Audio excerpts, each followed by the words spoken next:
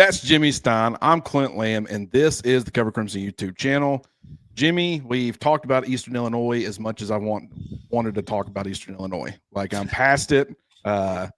Only so much you can take away from it, but now it's time to turn our attention to a game that everybody wants to talk about. Alabama's, really, you can say the college football playoff starts this weekend against Auburn. You lose this game, yeah, you go to a bowl game. Your season's not over, but you're not going to the SEC championship. You're not going to the college football playoff. So it's win, and you've got a good chance of getting in. Lose, and you don't.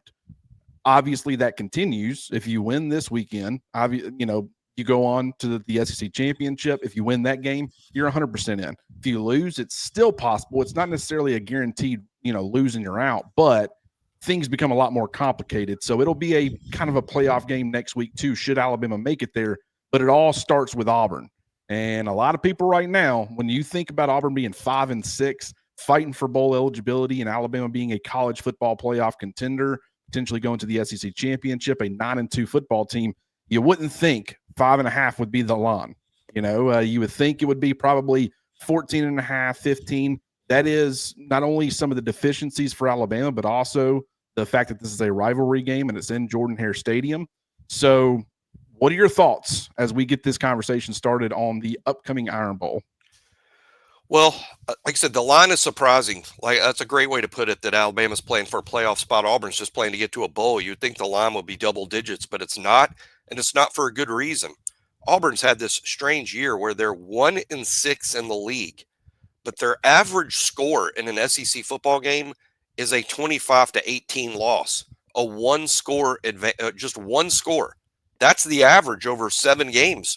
So Auburn has done nothing but lose close games all year.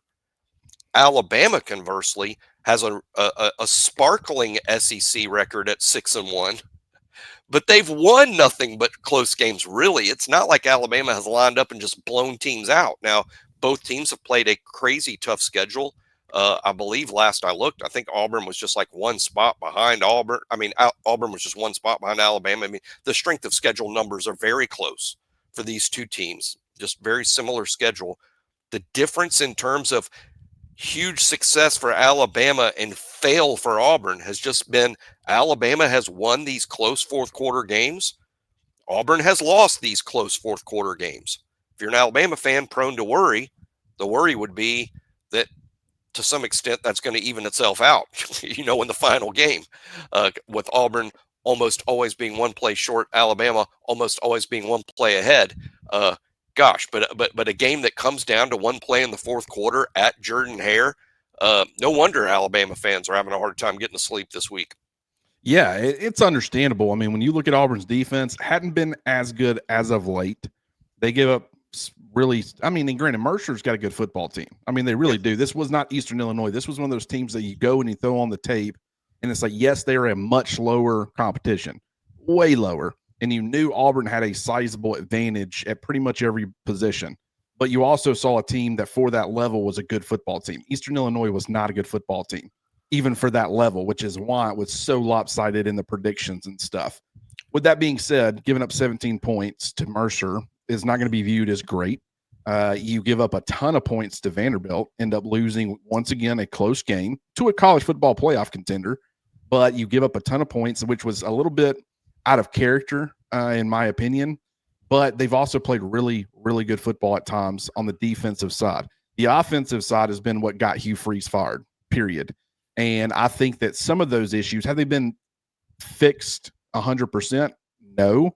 But I think Derek Nix is doing a much better job of utilizing the playmakers that Auburn has and, leaning into what I would say is, a good stable of pass catchers, quarterbacks that bring that mobility factor, an offensive line that is not great in pass protection, but very strong as run blockers. I think that they have kind of leaned into that a little bit. Now, you've got to do that through your quarterback's legs because, Jeremiah Cobb has been pretty much their only running back. Damari Austin, him choosing to transfer, that was a huge storyline and really upset a lot of people. But I don't know, this Auburn offense is interesting because, first of all, we'll start here.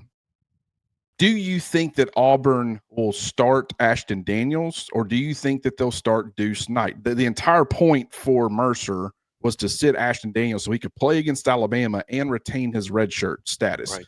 That would make you lean. And he's a quarterback that if you didn't plan to play him against Mercer, you had Jackson Arnold ready to go as the backup to Deuce Knight. Ashton Daniels could have went ahead and started preparing for Alabama when you think about it. So he could have had that, and a full extra week for preparation. But Deuce Knight did bring a pretty crazy element, a lot of explosiveness to Auburn's offense against Mercer. I understand it's Mercer, but do we see both? I mean, what do you think about the quarterback position for Auburn? I think, and of course, I don't know their situation like I would know Alabama's, but it appears to me that what they're going to do is start Ashton Daniels, which makes sense. That's why you saved him for Alabama. He's also an older, more experienced guy. He's a starter at Stanford his sophomore year, and then started a lot of games his junior year before transferring to Auburn for this year. That's why he had the redshirt year, because he actually played as a true freshman out there. I think they start Ashton Daniels, and my feeling is that Deuce Knight excited them to the degree that Ashton Daniels is out there with what amounts to a short leash. If Ashton Daniels is ineffective, maybe even as early as the first quarter, if he is just simply ineffective against Alabama, I see them going to Deuce Knight sort of quickly. So my guess is you see both.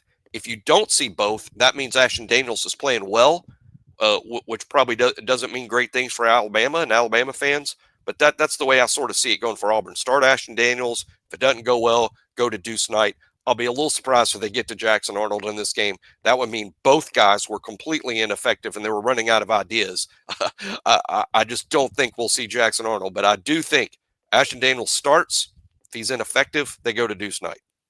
Yeah, I think I do. I wouldn't be shocked if there were packages for Deuce Knight, to get his, cause him to be an offensive weapon. Alabama's preparing for him. They're preparing for both guys. Really, it's possible they could prepare for all three. I guess they could throw Alabama for a loop for a second year in a row and put Jackson Arnold in there and run him 27 times like Oklahoma did last year. They definitely wouldn't see that coming relative to Ashton Daniels and Deuce Knight. But, yeah, I mean, they'll probably prepare for all three. But the main two, it's Ashton Daniels and it's Deuce Knight. I mean, these are two guys, both have mobility. Deuce Knight's a lot more explosive, though. I mean, there's like mobility. Like Ty Simpson's got mobility. He's also way different than Jalen Milroe. Now, the discrepancy there is not as great between Daniels and Knight, but you see my point where, like, there's just a different gear or a different element of, rushing ability between these two quarterbacks. I'll be curious to see how they utilize Deuce Knight. This could be one of those situations we talk about throwing the defense off as much as you possibly can. Maybe Auburn brings Deuce Knight in, and it seems like, okay, package to use his legs, and then you throw the football. That would be something that could potentially catch Alabama off guard. And I almost guarantee you, if Ryan Grubb were in Auburn's situation, he would have some of that stuff ready to go. Derek Nix might as well. We'll have to wait and see.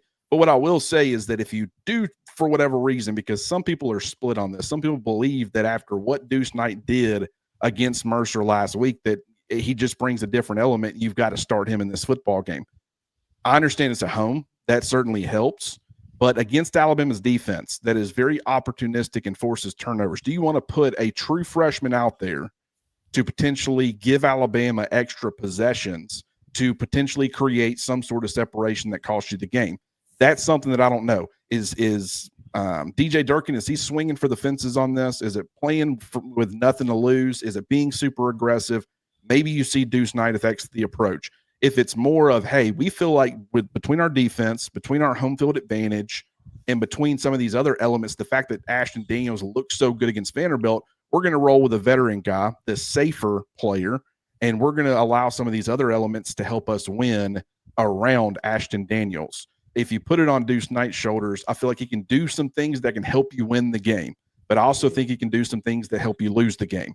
And so that's kind of the dilemma that Auburn's in. But either way, you got to think, I mean, Alabama's defense right now, it is playing crazy good football. And Kane Womack yesterday, he brought up the fact that they had kind of built depth and they were really pleased with the depth that they have built throughout the season. We have talked about that. And he specifically mentioned what you and I have talked about on multiple occasions, which was you can't think about this up to 15 games anymore. And that's, now it is really going further than that. The college football playoff pool is deeper. You've got to be able to be ready to play a lot of football between regular season, potentially SEC championship, 2-3 college football playoff games. You've got to be able to go for the long haul. Alabama has positioned its defense where it can kind of, lean on some rotation if they need to from a fatigue standpoint, or if you suffer injuries down the stretch, you've kind of got some built-in depth. I think that in this type of football game where Auburn's probably going to be throwing the kitchen sink at you, if I had to guess, I think having that depth could end up being pretty valuable. Well, the quarterback contain is what makes me most nervous for Alabama on defense this week. I mean, in terms of like, what are you worried about against Auburn? For me, it's just containing the quarterback run. It's not like Deuce Knight, Ashton Daniels, and Jackson Arnold are all radically different. They're all highly mobile to explosive runners at the quarterback position. Now, they are all a little different. I'm just saying they're all dual threat guys. We saw what Jackson Arnold did against Alabama just last year. Clearly a dual threat guy. It might surprise some people. Ashton Daniels rushed for 1,000 yards in his time at Stanford over 3 seasons. 1,000 yards. Of course, again, over 3 years, still a lot, especially when you factor in sacks. Because, by the way, when he was a starting quarterback, he got sacked a lot. Still ended up in the plus category, 1,000 yards. And, of course, Deuce Knight is more explosive than either one of those guys. So containing the quarterback run is number one. One other factor, and it's all complicated by who's going to be Auburn's coach next year. DJ Durkin is in the mix, from what I understand. I don't know that he's the leader, but he's in the mix. He's got to think winning this week would positively affect his chances of landing this $7-8 million year job that he wants, of course. Here's the thing, though, and you hate to factor this in, I think, if you're a head coach, but I think you have to look at this. Jackson Arnold's leaving. I mean, there's just no question in my mind that Jackson Arnold's out the door.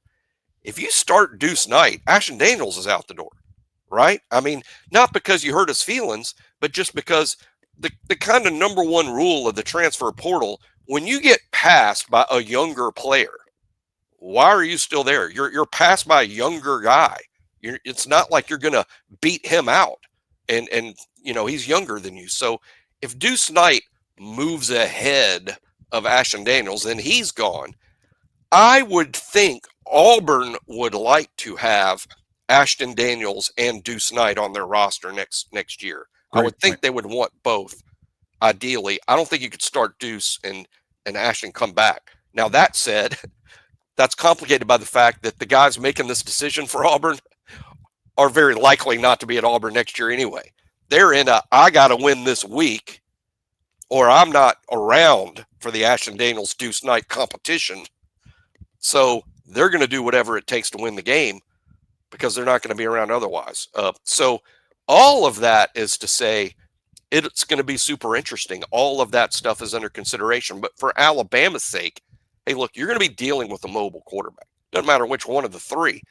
It's a mobile guy. Quarterback contain is a major thing. I think Alabama's improved all year long.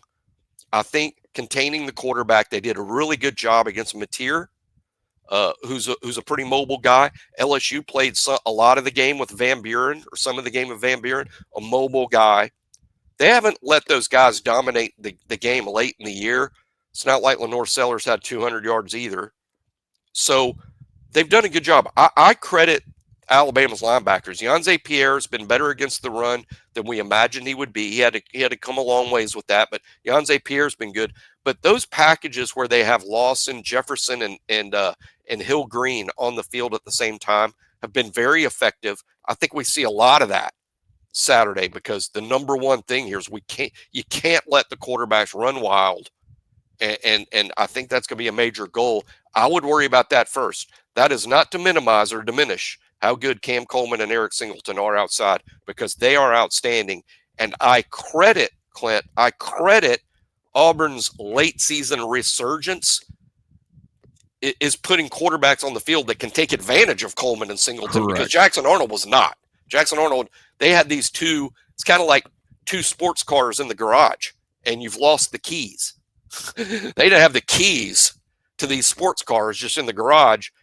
Once you put Ashton Daniels and Deuce Knight in the lineup, now all of a sudden you found the keys to Singleton and Coleman, who are dangerous. And I think that's why Auburn has been more explosive in these last two games, because they're able to better involve those guys. And when you combine that with the quarterback run and a very solid SEC back in Jeremiah Cobb, that's a pretty dangerous offense all of a sudden, an offense that quite frankly was terrible through 8-9 games. Wasn't good at all. Auburn fans tell you that, but it looks pretty good now.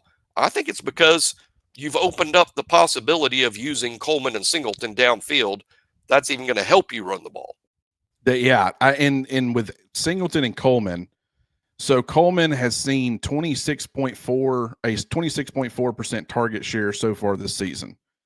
Singleton, I mean, he's definitely not far off, a 24.3% target share. So between the two of them, they have seen over 50% of the targets that Auburn has thrown this year. When you compare that to Alabama's top two guys as far as target share, Jeremy Bernard's sitting at 20.2. Ron Williams is sitting at 16.4 for a total of 36.6% share. So just over a third versus 50% for their top two.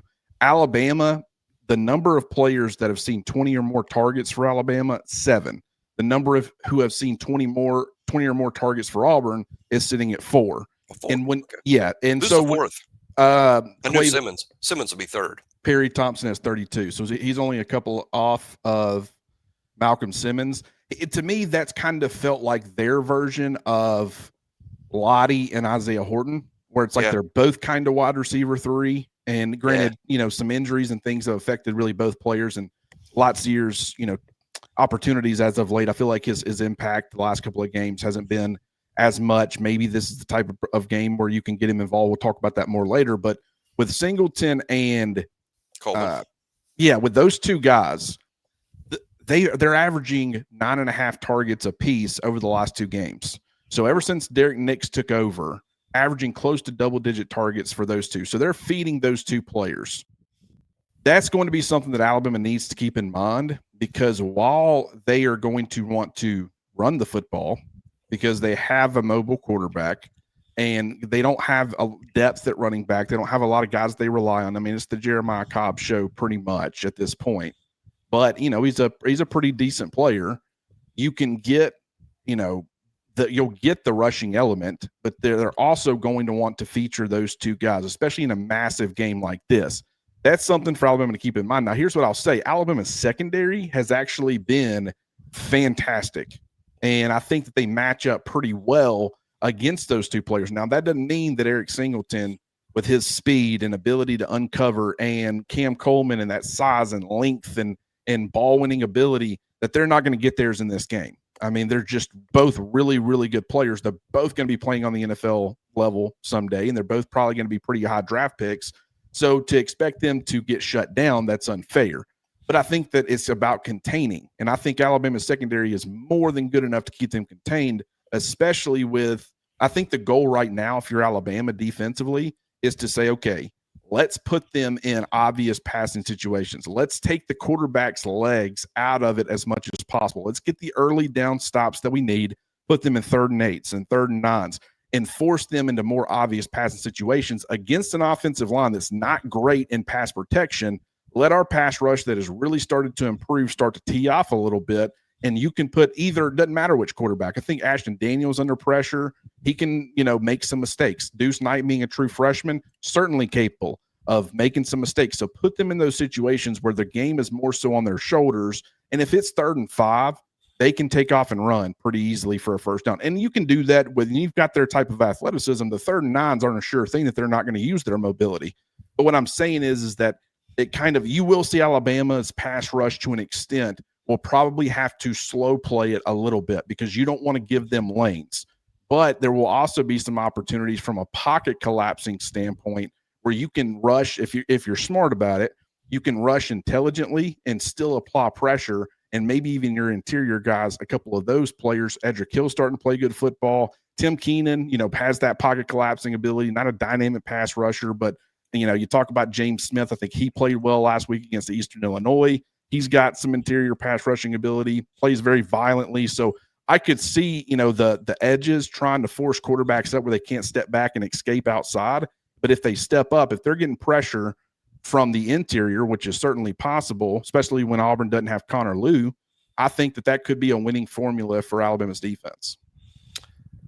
Yes, and I worry. I'm going to look for things to worry about. I worry a little bit about Dijon Lee is going to be matched up on Cam Coleman or Eric Singleton in this game. And I probably shouldn't worry based on the way Dijon's played, and I think a lot of people saw that PFF post about his coverage grade. Being amongst the best in the country. But boy, what an ask, right? What an ask for a true freshman. Hey, cover Cam Coleman, cover Eric Singleton. So I'm going to worry about that. Xavier Brown, he's going to have his hands full too. These are good players. Damani Jackson playing more and more, it seems to me. Obviously, Damani's going to have his chances. And then in the slot, you've got either Deshaun Jones, who's kind of coming off injury, and Red Morgan, who's played really well. But they're going to have to cover, the Auburn slot receivers as well. So that's a worry.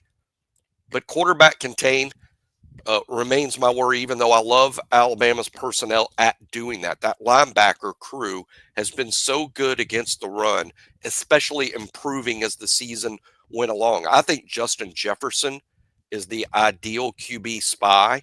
I would do it. It'll be interesting to see if Kane Womack plays it that way. I would spy the Auburn quarterback, no matter who it is, the whole game. And Justin Jefferson, to me, is the ideal guy to do it, though you can do it with Lawson. You can do it with Nikai Hill-Green. But I think Justin Jefferson and his unique explosive ability at linebacker, because that's the thing about spies. A lot of coaches use them. We got that a lot at Alabama last year. Someone would spy Milroe every game. But here's the thing about that. It's not like that guy is going to be able to run with Jalen. Jalen Milroe was going to out-athlete that spy every time. The spy almost had to be more smart than fast because Milroe was going to outrun him. That's sort of typical of that thing. That linebacker's got to be more of a wily veteran than an explosive speed guy. But Justin Jefferson does have explosive bursts and speed.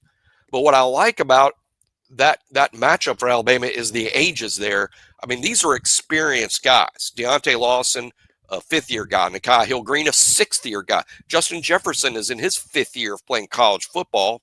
So the veteran nature, putting a spy on that quarterback. I'm worried a little bit about the corner matchups just simply because it's such a big ask. I shouldn't be worried based on how they've played.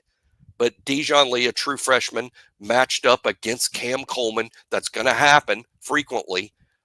But, hey, Dijon's an interesting matchup for them. They haven't played a corner all year with his length. I mean, that's going to be new for them in dealing with that. But up front, you brought up the guys up front, Keenan, Overton, James Smith. I think Edric Hill's been playing pretty good off the bench lately. I think he's a guy that's developed over the course of the season. Kelby Collins seems to be playing, a fairly big role for this defense down the stretch. London Simmons been good all year. So Alabama's depth up front's good. Depth and up front is, I think, where you have to win this game. I think Auburn's got a really young center. I don't think Auburn's great in the offensive line. They had some significant problems on that offensive line earlier this year. That's the matchup that's built for Alabama to win. And that's how Alabama can win the game, to me, Clint, is that matchup of Alabama's front against Auburn's front. I love Alabama's chances of getting a lot of wins there, even though outside is where I get a little nervous. Well, talking about Auburn's wide receivers, like Eric Singleton has seen 63.5% of his snaps in the slot. Malcolm Simmons has seen 70.8% of his snaps in the slot. They're both probably at their best when they're playing inside. But one thing against Mercer that I noticed is that of Malcolm Simmons' 38 snaps, 32 of them came outside. So I think that what they're figuring out, and maybe I'm wrong here, maybe Perry Thompson, he was banged. I don't know what his injury status was going into Mercer. I don't know the circumstances, but it kind of felt like when you were looking, I mean, over 70% of your snaps in the slot for the entirety of the season. And then all of a sudden, and that was a higher percentage before Mercer. This is including Mercer. But then like 85% of your snaps against Mercer ends up being outside. To me, that's probably Auburn saying Eric Singleton is our primary slot when he's on the field. Like if there's just two receivers, he'll play a lot outside. Don't get me wrong. But they really like it, and they'll move him around. He'll play outside and inside. But he's probably their most dynamic player inside. Malcolm Simmons is becoming, in my opinion, their third best receiver, or probably is their third best receiver. So, Perry Thompson had kind of been the other player starting outside. They decide to put Malcolm Simmons out there and have him be the other outside player. And then whenever Eric Singleton is not on the field, Malcolm Simmons, if he is, then he kicks inside and he plays the slot some. Or it's based off of formation and motion, and some of that ends up factoring in where guys line up. But my point is that they have a deep stable of receivers, but Alabama has a really good secondary. So I like that matchup. Not saying Auburn won't get its wins, but I think Alabama, I'm trying to think of a secondary that Auburn has gone against that's as good as Alabama's and as deep as Alabama's and has the different bodies and different matchups they can create on that side of the football. I don't really think that Auburn has really seen that yet. So we don't know how the windows for these quarterbacks is probably going to be a lot smaller than they're used to. So that should help. Can they thread the needle? Because Deuce Knight, if he's out there, I got to be honest, I didn't watch the Mercer game super closely. I did go back and watch it, but I did TV copy. I ran through it. Probably need to go back and watch the all 22 of that, but I just wasn't. I watched Deuce Knight. That's who I had my eyes on. So I didn't really worry about what coverages the defense was in and all those types of things. But, I will say, Deuce Knight was throwing to some open guys, and he had, a lot of wide open opportunities. Those windows are a lot smaller. Who knows how it'll look? But we do know that he's a dynamic player with his legs. When it comes to Auburn's offensive line, though, because you brought this up, so they lose Connor Lew, and they start off their original solution was Kel Ellis. They'd end up starting him both against Arkansas and Kentucky. But their right tackle, Mason Murphy, they decided to move him to center. He started the last two games against Vanderbilt and Mercer, with Xavier Miller coming in at right tackle. So Ellis has now moved back to the bench. He's a young player. I don't know. From what I saw, it was very up and down, in my opinion. I think that he's provided like 17 years old. Is that yeah. True? I didn't know if that would make a lot of, based off of what I saw, that would make a lot of sense. That he was just a raw, he's going to be a good player in due time. But I don't think he was ready for what he was being asked to do. Because Arkansas's front and Kentucky's front, they're SEC fronts. So not the best the league has to offer, but they can definitely present some challenges. And I just don't think he played all that great. Maybe it was, I didn't really look. I just assume based off of what I saw on tape that it was just not getting the job done. I don't think it was anything injury related, but maybe I'm wrong on that. Maybe an Auburn fan could correct me if I'm wrong. But I think they went with the more, I think this lineup has been better because, I do the results. Yeah. And their offensive line, like I said, it's a big group. It's over 6'5", and it averages 327 pounds. So they can kind of displace defensive linemen. I also think that Alabama's defensive front is pretty, it matches up pretty well against that. Like a Tim Keenan, you get in those 3-man zero fronts. He's going to hold up like an ox. You put James Smith in there. He's a big body guy. He's violent. I think London Simmons, Edric Hill is a little bit undersized, but he's very disruptive and he can actually cause some of those bigger guys problems with his quickness. So I'm not concerned about Alabama's defense going against Auburn's offense when you look at everything collectively. Now, granted, it being in Jordan-Hare Stadium where their offense doesn't have to worry about crowd noise and communication, that helps Alabama's defense too. But I think that while Auburn can get some wins on that side, I don't think it's going to be enough to really present a ton of challenges for Alabama should you keep the quarterback's legs contained, not stopped, but at least limit the production from that. I think Alabama will probably be fun. Let's talk about the other side of the football. Let's talk about Auburn's defense going against Alabama's offense, because that's really the matchup that everybody wants to talk about, because Alabama's offense has been very inconsistent as of late. It feels like it's regressing in some ways. Auburn's defense kind of feels the same way if you think about it, but you still know it's a really good group, just like Alabama's offense is still a really good group. So it's going to be a fun matchup, but it's also in Jordan-Hare Stadium. So that really plays in from an energy standpoint, can really, inject some energy into the defensive side. Auburn's got good dudes up front. I think they're pretty vulnerable in the secondary, like some of these other teams that Alabama has played, second level, getting pretty good play. But it's that front that probably causes me the most concern going into Saturday. Yeah, they're a good up front. They got a handful of dudes. I'll tell you what, the guy that, because I wasn't familiar with him before the season started, and it's understandable as young as he is in a transfer, but Xavier Atkins has just been a dog for them. I mean, he is fantastic. He's just a true sophomore. I think that guy could go into next year as a favorite to win the Butkus Award, as the best, linebacker in college football. I mean, he's that good for Alabama fans unfamiliar with him. Xavier Atkins, I think he's originally from Louisiana, played his senior year in Texas and signed with LSU. Played at LSU his true freshman year and didn't get on the field much. Transferred to Auburn, where he became a full-time starter this year as a true sophomore. Phenomenal season, just filling the stat sheet like a basketball player every week. Crawford, their buck linebacker, kind of like Saban's old jack linebackers. So it's really more of just a big defensive end kind of guy. Super productive. The weird thing is, the defensive tackle, Keldrick Falk, he's a guy. Falk has been on all these mocks. I still see him in the first round. Heck of a player. He gets a lot of attention. He gets doubled a lot. I think it affects his stats because he gets doubled so much. But he hasn't been nearly as productive as guys like Crawford and Atkins. The other linebacker, Robert Woodyard, has been very productive himself. He's from Mobile. I'm real familiar with him from Williamson here in Mobile. He's developed into a good player late in his career. He's a redshirt junior.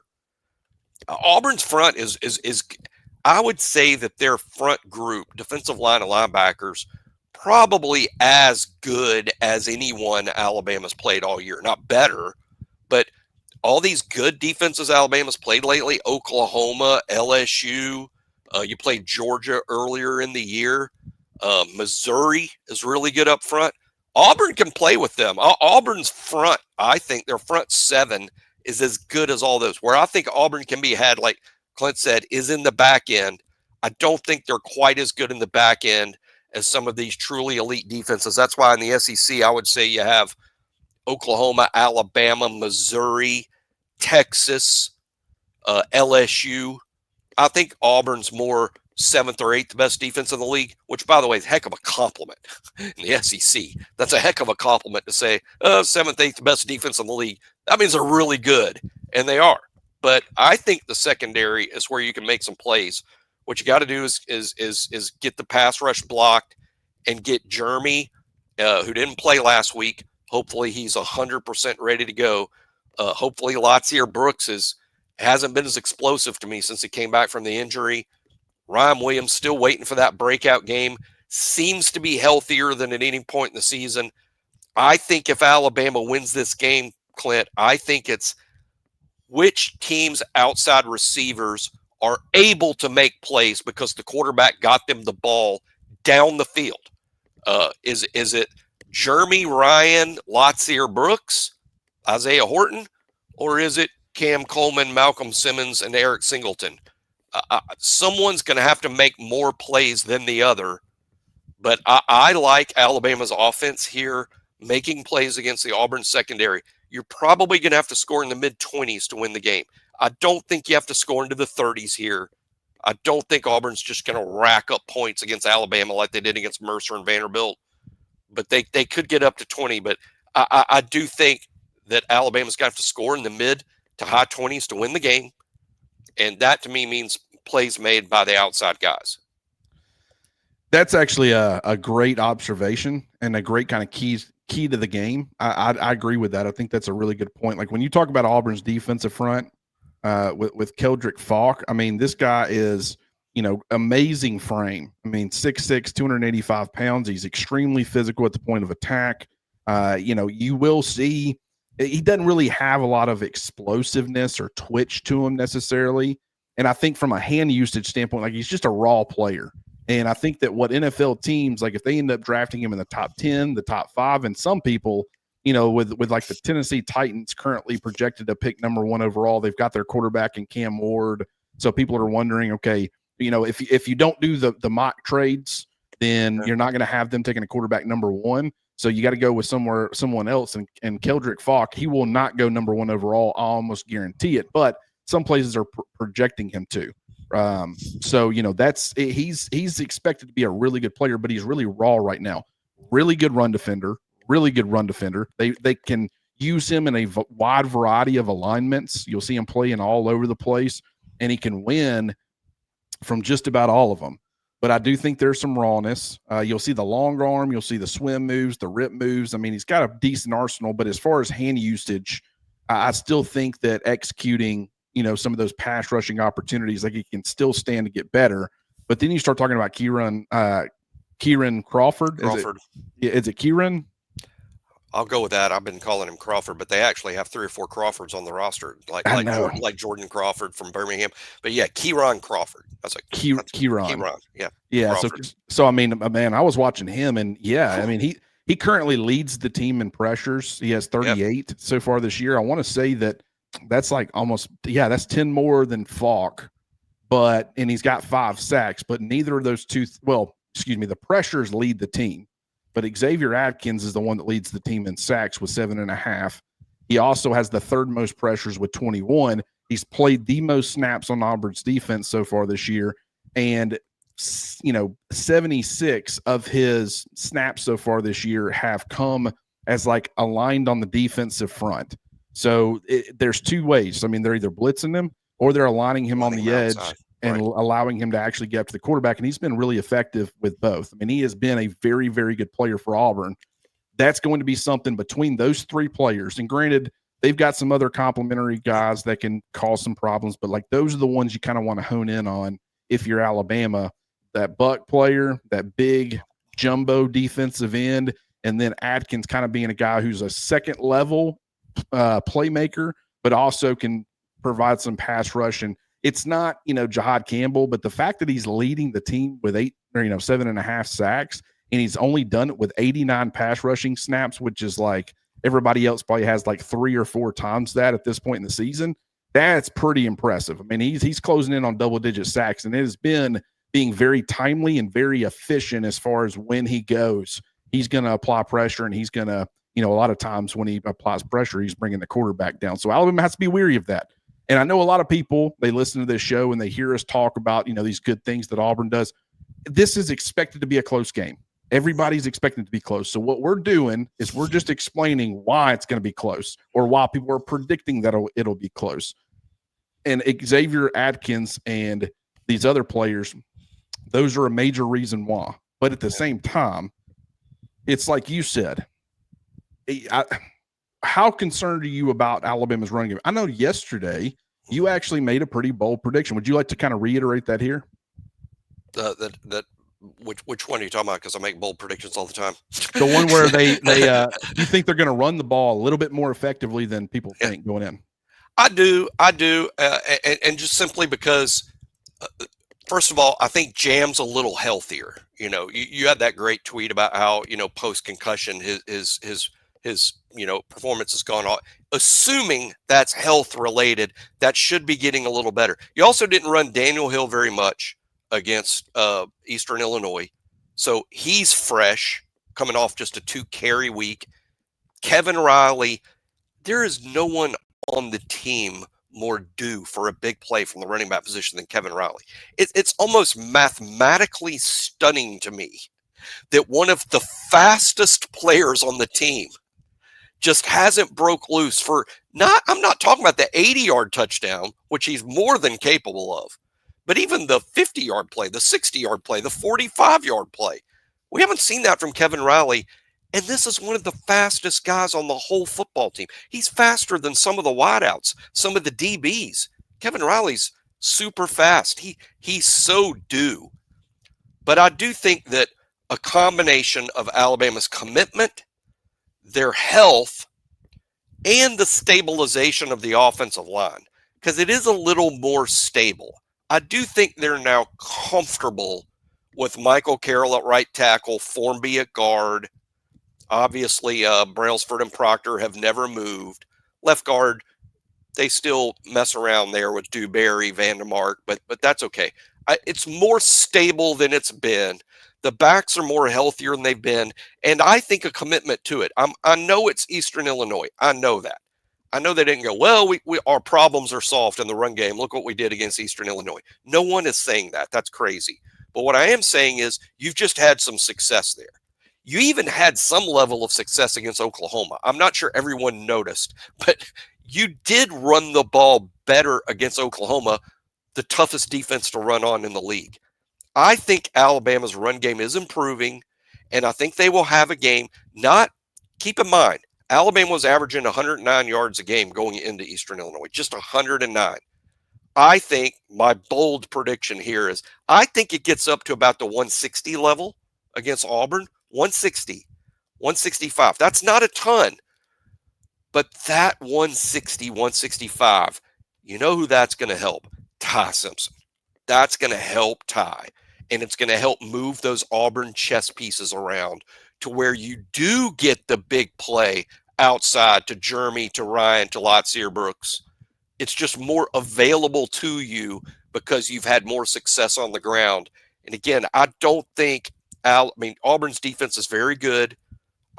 I'll be impressed if Alabama can get up 30 points in this game. Impressed. But I also happen to firmly believe that if you get in the mid to high 20s, you win the game.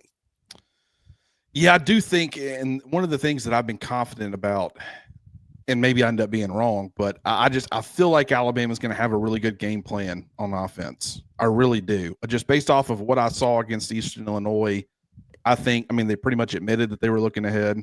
I think that bodes well for Alabama. Now, we'll have to actually see what that looks like. And granted, you can have a great game plan if your guys don't go out there and execute, and it could be because of, pressure or, things Auburn's doing. That's just, they could – it's not a guarantee that you're going to execute, but I feel good about the game plan that they'll have ready going in. That's just a hunch that I have. I agree with you. It's interesting because after watching what I watched against Georgia, where it didn't look dominant by any means. In fact, from a numbers, if you looked at the box score, didn't actually look great. But I was encouraged by some of the things I saw with them running the football against Georgia that had me say, I think they're going to have more success against Vanderbilt running the football than people think. And then I said the same thing the next week against Missouri. In both of those instances, I was correct. Now, granted, I will say, in this instance, it's you saying it, but as I'm thinking about this, I was in a similar fashion to how I was encouraged coming out of the Georgia game with how they ran the football, despite the fact the numbers didn't reflect any sort of dominant performance. I also, I was thinking about it, and I do feel like that I kind of feel the same way based off of what I saw against Oklahoma. That was an elite run defense, run defense. And Alabama had success against them. In fact, I would say, I don't have the numbers back in front of me, but all of the elite top 25 SEC defenses that they've played this year, they've actually had more success running the football against them than they have the teams like Tennessee and stuff that are ranked in the 40s and stuff. Is that not strange to you? It's super strange, but you do have to take into account opponent. For all the Auburn fans that are beside themselves over their offense the last couple weeks, and I agree it looks much better because the execution's so much better. You always have to factor in the opponent who you're going up against. That's why so many Alabama fans get fooled on A-days in the past, because a kid might make a play or two or put up some numbers on A-day, and not enough people are paying attention to who you're doing it against. Did you do that against the threes, the walk-ons, the freshmen, or did you do it against the first team? And in that case, okay, make a big deal of that. But you always have to factor in the opponent, and that's why Alabama's rushing success against Oklahoma doesn't look good on paper. But when you watch the game on a snap-per-snap basis, fully realizing what they're going up against, it wasn't that bad. It was actually fairly good at times when you take into account who you're going up against. So I do think the run game has almost silently improved because no one's going to take the Eastern Illinois numbers seriously. And no one's going to look at the Oklahoma numbers and go, boy, Alabama ran the ball well. But if you watch it, they actually did. And hey, Auburn's good. They're not Oklahoma on defense. They're good. I'm not insulting Auburn in any way. I'm complimenting them. That's a good, solid SEC defense, best defensive conference in the country. They're right in the middle of it. But they're not Oklahoma. I mean, to me, there's two super elite defenses in this sport in 2025, Ohio State and Oklahoma. Yeah, I mean, I would agree with that, actually. You know, I've already made this comparison, but I'll kind of bring it up again just because I wanted to actually see the numbers. And it's interesting because in the same sense that Alabama was more successful on the ground against Oklahoma than I was anticipating going in, I thought when you had seen how they had been playing football, like they're running the football, and then you looked at Oklahoma's defense, it's like Alabama, they might run for negative yardage. I mean, I'm kidding, but they're exaggerating, but it just felt like they're going to average, if they average 2 yards a carry, I think that'll be pretty good for Alabama based off of how they've looked against much not as stout run stopping competition. And yet they go out there and they actually look pretty good running the football. Wasn't dominant by any means, didn't rip off any sort of massive chunks other than that 28-yard gain from Daniel Hill. But they just didn't, like, they weren't as ineffective as I was expecting them to be given the opponent and the struggles. It's the same thought that I had. And once again, I'm reiterating this. Going into the 2021 SEC championship game against Georgia, the fact that Alabama was so depleted at running back, we weren't sure if Brian Robinson was going to play in that game. And we kept saying, I mean, this is all going to have to come down to Bryce Young's legs. Like, he's going to have to run the football to compensate. Now, he did. He had 3 carries for 40 yards and a touchdown in that game, and he was very timely with some of those. I think all of that came in the first half, if I'm not mistaken, and then really didn't run at all in the second half. But Brian Robinson, he was able to get 16 carries, so that was good considering he was banged up and we weren't even sure if he was going to play. But he only had 55 yards rushing, so he averaged 3.4 yards per carry, but he had a long of 15. And I remember this felt very similar to what we're talking about with this group, where there were pretty consistent 4 and 5 yard gains. You had the 15-yard pop, nothing explosive, but you also had enough negative gains where it really brought the average down. That has been Alabama's run game this entire season. They have had plenty of 4 and 5 and 6 yard gains, but then it's the negative yardage, the -2 yard run or the 0 yard run that really brings down the average. But when you watch that game, they got way more out of their run game against Georgia's defense than I was expecting going in. The reason that I say that is, one, Bryce, his legs still did compensate for some of that in a game where you had to have it. I kind of feel the same way with Ty Simpson's legs. And even if you give them 3 carries for 40 yards and a touchdown, or not even the touchdown, but 3 carries for 40 yards, where they have to respect it, you pick up – Bryce was very timely with those runs to extend drives, if I recall correctly. This is what we're talking about as far as complementing some of that. And then if you can get out of Daniel Hill or Jam Miller or whoever, even minimal success, then, you know, I do feel pretty good about Alabama's chances of being able to at least establish enough of a run game where the play action and some of the other things that you're going to want to do are a little bit more effective. It is crazy, though, because I have pulled up the numbers. Georgia, they actually looked pretty good running the football. Numbers didn't reflect it, but they looked pretty good. Vanderbilt, a lot of success. Missouri, a lot of success. Oklahoma, same thing as Georgia, a little bit to a better extent, but like the numbers didn't reflect it, but they ran the ball way more effectively than I was expecting going in. And then you look at Tennessee, you know, because so Georgia's number 5, Vanderbilt's number 20, Missouri's number 22, and Oklahoma's number 3. So that's 4 top 25 run defenses that they played, and they actually looked decent running the football in all of those games. Then you look at Tennessee, number 42, South Carolina, number 46, LSU, number 31. Definitely no slouches as far as the run defense, but not nearly as good as those other 4. And yet those were the games where Alabama struggled. That's strange to me, but if that trend continues, which there's no guarantee that it will, Auburn, I think, has the number 11 ranked run defense and the number 4 run defense when you talk about yards per carry allowed, which I think is 2.7. So it's a really good run defense. But if Alabama continues the trend, maybe they have more success, like you're talking about, running the football than we think going in. You know, and I believe Ryan Grubb in his press conference on Monday, Ryan Grubb said, I believe he said this, that it's been 2 games in a row and Alabama hasn't had a negative run play. Yes. And and 2 games in a row, that means Oklahoma. And I Correct. didn't realize that. You play against Oklahoma and you didn't have a running play tackled for loss. I mean, maybe some of them were no gain, but to not get behind the sticks, because Oklahoma, they'll force you behind the sticks as well as anybody. Obviously, Auburn will too. So there's another sign that the run game's coming around. And again, we're not asking much. I'm not asking much. I'm not asking for 200 yards. That's too big of an ask. But I do think 140, 150, 160, just opens up so much for Todd. Todd just hasn't had that week in and week out to rely on. Too much of it has been, hey, the production's got to come from your arm. I love what you said about using Ty's legs. We talked about that in the last show too. You know, Ty reminding everyone that Auburn's athletic quarterbacks aren't the only athletes on the field. And Alabama almost certainly will have a dedicated spy to Auburn's quarterback. I don't think Auburn's going to spy Ty. Why would you do that? He never runs the ball. Might be time for a change. You know, Alabama is changing some. One thing, Ryan Grubb's on the sideline right now. I mean, and he intimated, it's not official, but he intimated that's highly likely to be the case again against Auburn.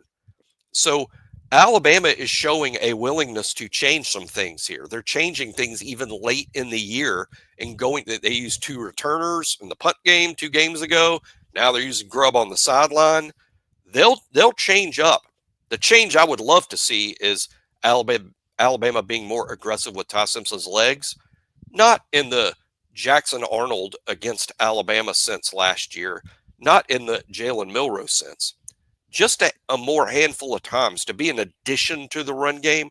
How about some more RPOs? They've run a few. It's not brand new to them at all, but maybe more RPOs with Ty, maybe a quarterback draw, maybe a quarterback sweep, maybe a play where Caden Proctor is a decoy and you run Ty Simpson. I mean, all sorts of things you can do with that. But I like how Grubb will reach into his bag of tricks. Now he's on the sidelines. Ty's legs are a weapon in this offense that hasn't really been fired.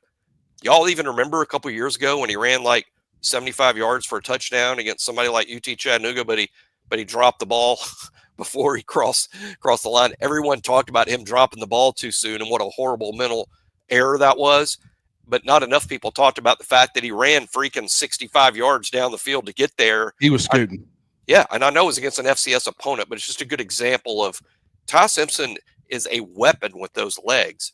It's just an unfired weapon. Now's the time to empty the barrel. I mean, because it's now or never, and the ramifications of losing this game to me are just enormous. And hey. If you got an arrow in the quiver, now's the time to fire it. And I think there will be some arrows in the quiver. I guess that's my point, is that I think that there's some tricks up their sleeve. And maybe from a trickery standpoint, like I am talking about that to an extent, but I think it's more so. I think that there was like a lull Auburn to sleep with Eastern Illinois, and not a let's go out there and throw up some fireworks and get everybody fired up about the offense again. Because I will say, like, the same thing we said about Eastern Illinois is the same thing we said about Louisiana Monroe. After that game, we pretty much was like, hey, you can only take away so much from Louisiana Monroe, but 17-17 for the numbers that Ty put up, that's good against air. I mean, it's like, doesn't matter who's lined up across from you. That's really, really good. There was no interest in showing us any of that. Or putting any of that stuff on tape. I don't think it's that Ty struggled. I mean, Ryan Grubb did talk about that yesterday. They actually think he played a pretty good football game, and I will say that there have been times where we all thought Ty played pretty well, and based off of the coaching staff, particularly Ryan Grubb's response on that Monday press conference, they weren't as impressed with his performance as the fans were. Now, granted, I've said in the past that I kind of like that because it's kind of keeping him humble, and it's not like buying into that he's so good, great, and wonderful. Like, there's still things that he needs to improve on. But I also think the coaching staff and what they're looking for out of that position versus what they're getting, sometimes it doesn't always align with what the fans think that they see. But against Eastern Illinois, Ryan Grubb seemed to feel like that Ty played pretty well. And I think that, I'm not as concerned about the passing game as some fans are. I think that the most important thing right now going into Jordan-Hare Stadium for Alabama's offense is if you can just get those things that we're talking about, get in as many favorable situations as possible. We've talked about it all season, but it is being able to run the football, not anything crazy, but just enough where it's, hey, it's 2nd and 6 or it's 2nd and 5 or now it's 3rd and 2, and then play action and some of the other things that has made Alabama's offense so dynamic and dangerous starts to open up more. And maybe I guarantee you they're going to take some vertical shots. They didn't really have the opportunity a whole lot against Eastern Illinois. Some of that's field position, getting the football in really good field position. Some of that's just they weren't, I don't think they wanted to put that on tape. But I think against Auburn, they're going to take some shots, and I think they're going to have a good game plan. So while I do think that Auburn is going to present a lot of challenges, I think Alabama is going to win this football game. I really do. Now, what do you go ahead and with what you were about to say? No, I was going to say, Grubb might be playing some chess here. One thing that really stood out to me about the Eastern Illinois game plan is there wasn't a lot of verticals. And you would think, here's something that Alabama needs to work on and hit on, and you've got the opponent to do it because you're going to be able to block the pass rush and get the receivers downfield. And Alabama did virtually none of it. Not even with Keelan and Austin Mack, when you're not even really concerned about, that would have been the game to work on something you're not good at, and they didn't. And I wonder if it's because the signal that they want to send here is, well, Alabama doesn't really throw it down the field. I mean, they didn't even do it against Eastern Illinois. Maybe it's because they were saving it. They didn't want Auburn to see that. And I'm wondering if there's gonna be more aggressive down the field shots in this game because there just weren't any last week. And instead of showing Auburn, hey, we can do this, we're working on it, they want Auburn to think, hey, that's just not a part of what we do. Because I just can't help but think you're too good with Jeremy Bernard and Ryan Williams and Latsier Brooks outside, and Ty's a good quarterback. I just wonder what the thought process was behind not doing it at all against an opponent in Eastern Illinois where you could have done it quite easily. I think here's what I'll say. What they've got in games from their vertical passing game is not what they've gotten for a majority of the time from their vertical passing game in practice. Mm-hmm. And I think that and they know they have a good defense. They know they have a good secondary. And so I think that they're more confident in their ability. Like, I think it's been Ty he's been focused too much on getting the perfect pass and stuff. And I think there's been like an emphasis on just cut it loose, man. Just let instincts take over, have the right mechanics, because, vertical ball and getting the right arc on it and doing all those things like that takes proper mechanics. But I think there's a bigger – I'm not saying that they're like, oh, we're an elite vertical passing offense despite the fact that we put nothing of the sort on the field. I don't think it's like lopsided like that. I think it's more of we can do this more than we've shown. But when do you reveal that? And I think they've tried to in some other games and it hadn't hit. I don't think that's wavered their belief in it, I guess is my point. So against Auburn, I could see something where I almost guarantee you're going to see some vertical shots. And I wouldn't be surprised if you saw a handful. I really think that's what I think too. Against that secondary, if you can get them on, if it's, 2nd and 3, and you can get them on play action where, their pass rush will be neutralized a little bit and really can't pin their ears back, and you can give your quarterback some time to get off that vertical shot, I do think their secondary is vulnerable, and you might be able to hit on some of those. So looking forward to seeing how that looks. Jimmy, do you have anything else before we hop out of here, brother?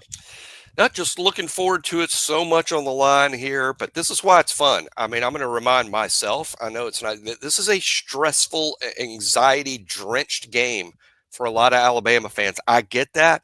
I feel it with you. But at the same time, college football is something that we choose to do, not something that we have to do.